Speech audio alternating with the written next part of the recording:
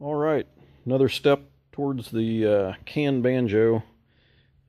Just got this in the mail, just unboxed it, pretty excited about it. I found this can. Originally I was going to use this old Prestone can. Had it up here on my shop display up here. I was going to use this, and I was trying to get a dent out of it down here with a technique I've used before, where you take an air hose, an air compressor, and blow compressed air into it, and it'll pop the dent out. And that's worked on several cans for me before, but this one, it was so rusty inside, the seam split out on it. And instead of trying to, I was looking at maybe brazing that or something to seal it back up, but instead, and I don't know, I may mess with that someday on another one, but I like this can because it didn't have anything obstructing the neck up here. But anyway, went ahead and got this can off eBay, just came, and I liked it because it's a gallon can, but I like the dimensions of it better. It's narrower, or it's thinner this way, and it's wider, so it doesn't look so strange. It's got more of the size of the banjo head.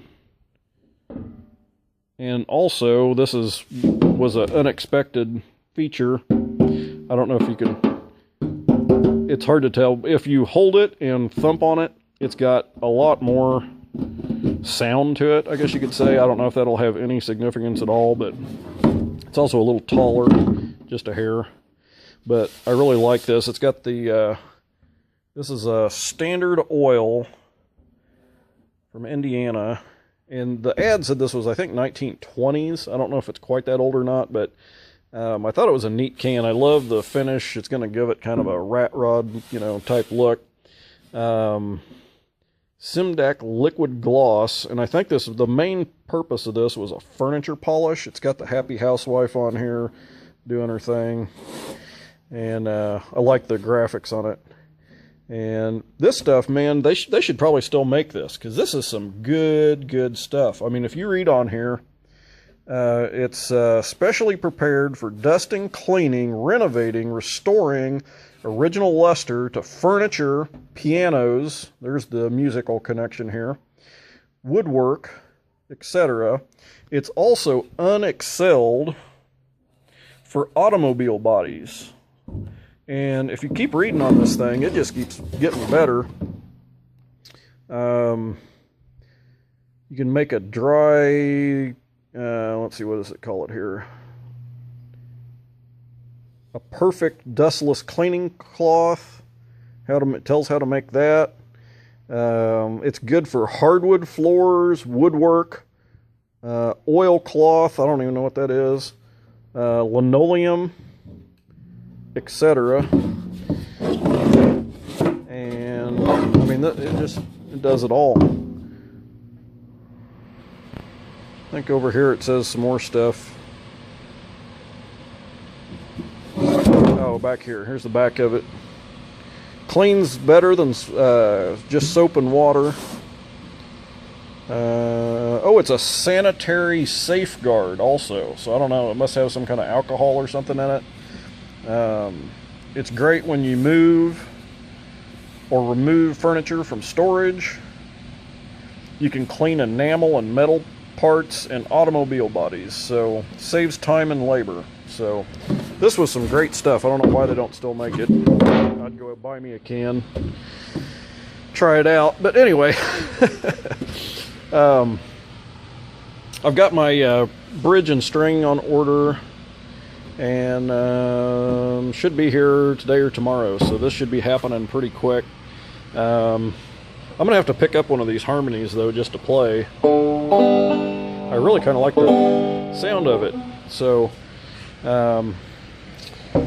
even with that cracked pot, it still sounds good. There's really nothing wrong with it. You could play it. I don't think that affects the sound any, but you can pick up these pots online too pretty cheap, so I don't know. I'm going to try to keep this neck to where I could always put a pot back on it if I wanted to, or just pick up another one. So anyway, here's an update, and I'll give you another update when I get the rest of my parts and start putting it together. Alright, so got this can, gonna do the canjo.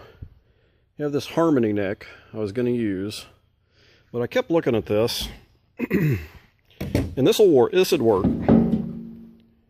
know, it's gonna be something like this. But this neck, this old can from the 20s or 30s, and this newer 60s neck, I don't know. It'd probably be fine, but I just, you know, this brown paint and stuff on here, it's not bad. Probably make a good canjo.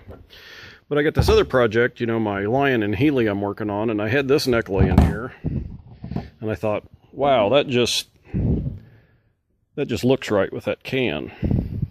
But obviously I'm not going to use this. I've worked too hard to get my parts together for that project. So, something just came in the mail here, and let's see if I can do this one-handed.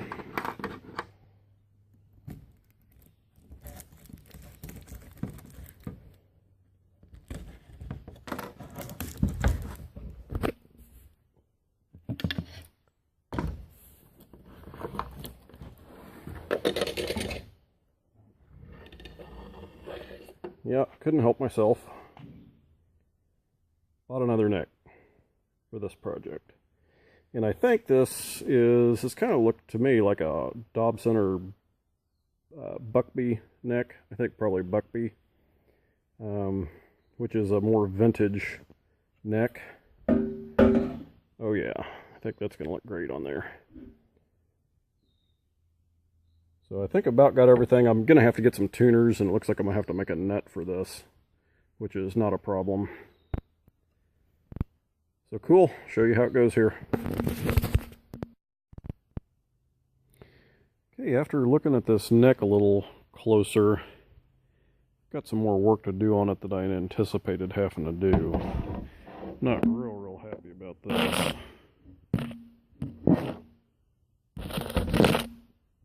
Got try to get that angle here.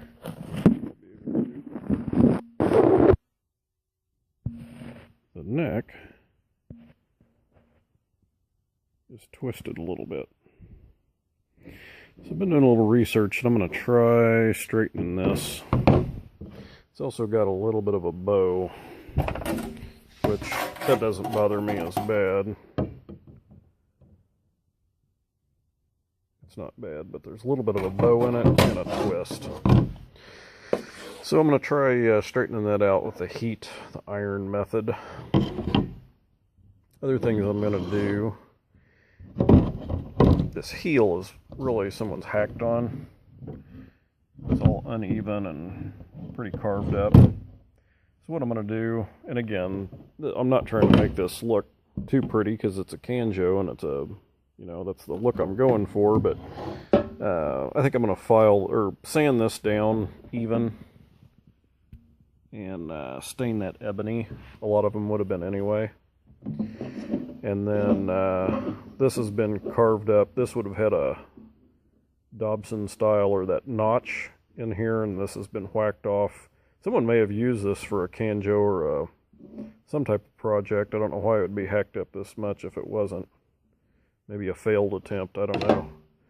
So I'm going to straighten this across since the top of this can's straight. And smooth that off. And then these frets have been sanded down, leveled. And this fretboard originally would have been a darker ebony color. So I think I'm going to get some ebony stain. And I may have to sand this. If they've stained this or sealed it somehow, it probably wouldn't take the stain.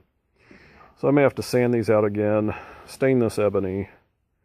My fifth string nut is missing, which actually on my other buckbee neck that I've got, that would have been a screw. So I may either do a screw or make a fifth string nut. And of course the nut here, and I just ordered a set of pegs. The Grover, I forget the name of them right now, but they're the classic Grovers that have been around forever. And then it's actually got a fifth string peg as well on the set, which this is still a friction or a violin peg style, which I don't know which way I'm going to go on that yet. But anyway, quite a bit of work to do on this neck. So I will show you progress on that when I'm going to have to get a jig type deal made up to see if I can straighten this neck out. That's the first thing, because I don't want to go to any more work if I can't get it straight. So show you how it goes here.